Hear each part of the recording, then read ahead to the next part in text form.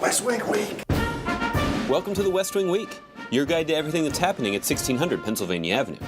This week, President Obama focused on winning the future, concentrating on innovation in small businesses, holding events in Oregon and Ohio, and convening his Council on Jobs and Competitiveness at the White House. That's February 18th to the 24th, or Don't Bump My Adams. Hey, don't bump my Adams here. That's right. On Friday, February 18th, as you recall from last week's episode of West Wing Week, the president was on the West Coast speaking with the entrepreneurs and innovators who will help grow the American economy. The president arrived in Hillsboro, Oregon, to visit the Intel campus, the world's most advanced semiconductor manufacturing facility, to take a tour and meet with young science fair winners. And I'll show you one of these wafers, 12-inch wafer with the microprocessor chips on it. You can hold it if you'd like. I just won't drop it. Yeah, please don't drop it, sir. I was saying that I cannot drop this. The second thing, we will have you sit down and let you operate an electron microscope. This is fun. Keep on clicking. The president also learned more about Intel's science, technology, engineering, and math education programs, and the company's efforts to better prepare young people to compete for high-tech jobs and inspire the next great innovations, like these 7th graders, the Bindlebots, who are designing robots that could model human brains and mend broken bones. Can I press the button? Yeah. Press the orange one. The orange one? Yeah. Okay.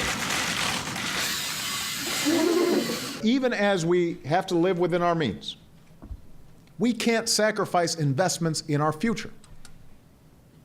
If we want the next technological breakthrough that leads to the next Intel to happen here in the United States, not in China or not in Germany, but here in the United States, then we have to invest. Before leaving, the president also recorded his weekly address from the clean room.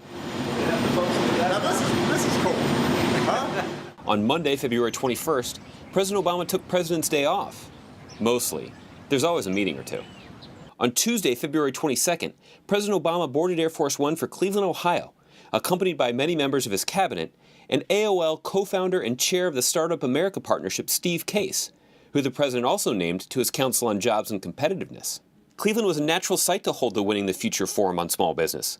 An emerging global leader in the fields of biotechnology and clean energy, Cleveland has positioned itself for the jobs and industries of the 21st century.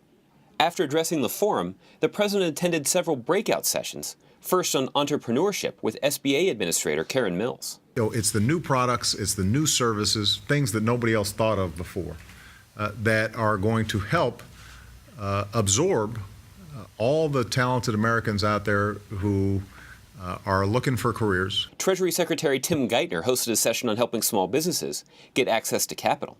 For a small business, capital's still tough. Partly, as I understand it, because one of the key ways that small businesses were able to get loans was because they had some sort of assets that they could offer up as collateral. And if those asset values have declined, that makes it that much more difficult. Before addressing the closing session of the forum, the president also dropped in on an online chat that CEA Chairman Austin Goolsbee was holding on whitehouse.gov. I'm sorry, did I interrupt an answer? Nope. Thank you. Entrepreneurs like each of the ones who are here today create 2 out of every 3 new jobs in this country. So you're the cornerstones of the community. You're the sources of pride for working families. When the bet concerns America, you've always gone all in. You've taken risks. On Wednesday, February 23rd, President Obama went to the Grand Foyer with Secretary of State Hillary Clinton to make a statement about the situation in Libya. The American people extend our deepest condolences to the families and loved ones of all who've been killed and injured. The suffering and bloodshed is outrageous, and it is unacceptable. So are threats and orders to shoot peaceful protesters and further punish the people of Libya. These actions violate international norms and every standard of common decency.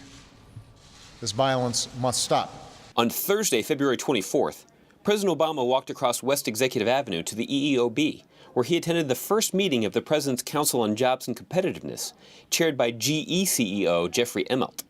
The council will seek input from individuals in all aspects of our economy about ways to create jobs right here in America. To find out more information on any of these topics or to see complete videos of these events, go to whitehouse.gov. And thanks again for checking out your West Wing Week. vanadium redox fuel cells. That's one of the coolest things I've ever said out loud.